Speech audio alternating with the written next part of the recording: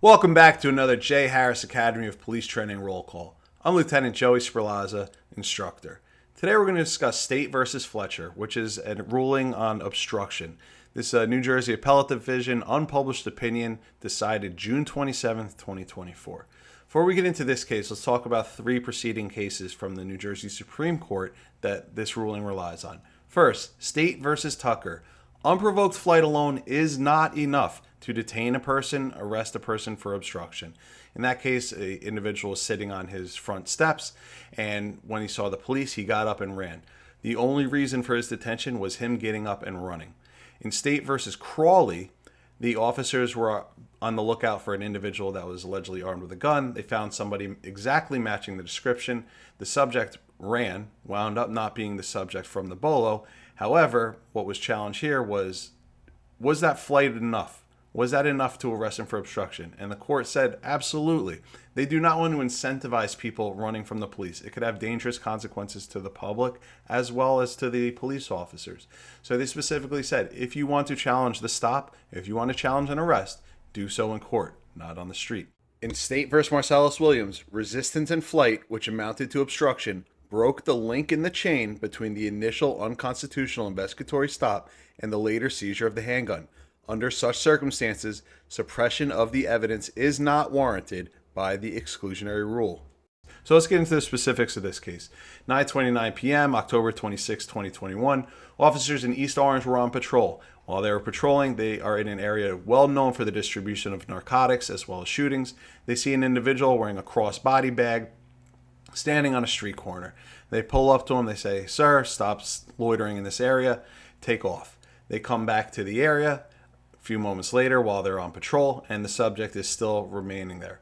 They get out to question him onto what he's doing in the area, and as they get out, the subject runs. During the foot pursuit, he discards an object. Then officers catch up to him and place him under arrest for obstruction. Search incident to arrest, they find in the crossbody bag a large quantity of CDS. They retrace their steps. This object that he discarded during the foot pursuit winds up being a loaded .22 caliber revolver.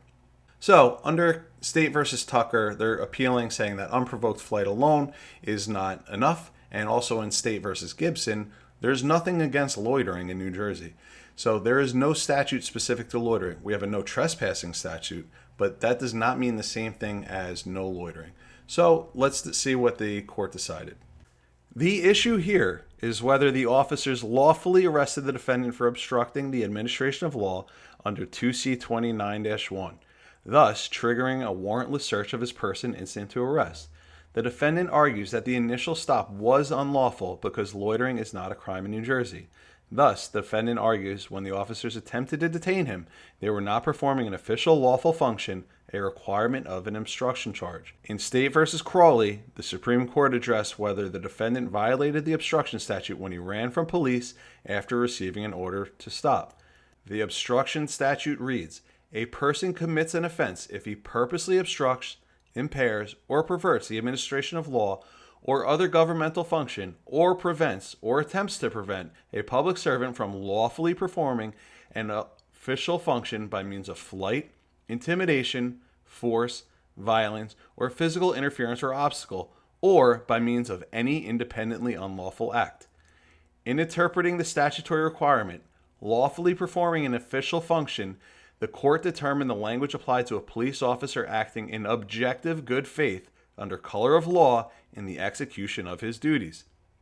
The court held, when a police officer is acting in good faith under color of his authority, a person must obey the officer's order to stop and may not take flight without violating 2C29-1. Even if a court later determines that the reasonable suspicion was lacking to justify the stop. The court ruled a person has no constitutional right to use an improper stop as justification to commit the new and distinct offense of resisting arrest, eluding, escape, or obstruction, thus precipitating a dangerous chase that could have deadly consequences. A person involved in a police encounter should not have an incentive to flee or resist, thus endangering himself, the police, and the innocent public. In State v. Marcellus Williams, the New Jersey Supreme Court clarified that an officer is presumed to be acting in good faith, So long as an officer making an investigatory stop reasonably relies on information provided to him or her and does not, without any basis, arbitrarily detain a person on the street. The officers had probable cause to arrest the defendant because the defendant's flight, after the officers requested him to stop for questioning, gave rise to an obstruction charge. Sufficient credible evidence in the record supports the findings that the officers were lawfully performing an official function, an attempted investigatory stop, when the defendant obstructed their efforts by fleeing. So in this case, the conviction was affirmed. However, it should be a reminder to us that as we are examining these obstruction cases, you want to articulate every element that we have to give justification, reasonable articulable suspicion to detain an individual, to pat down an individual. Expect your case to have motions to suppress the evidence. When you expect this case to move through the court system, you will write a good report. You will over-articulate. Watch your body camera unless it's one of those specific cases that we cannot. Make sure that we're examining every single element. Put every single element inside of your report. We're seeing cases now where officers are not even being brought in to testify. They're relying solely on body camera evidence and reports during these motions. Articulate, articulate, articulate.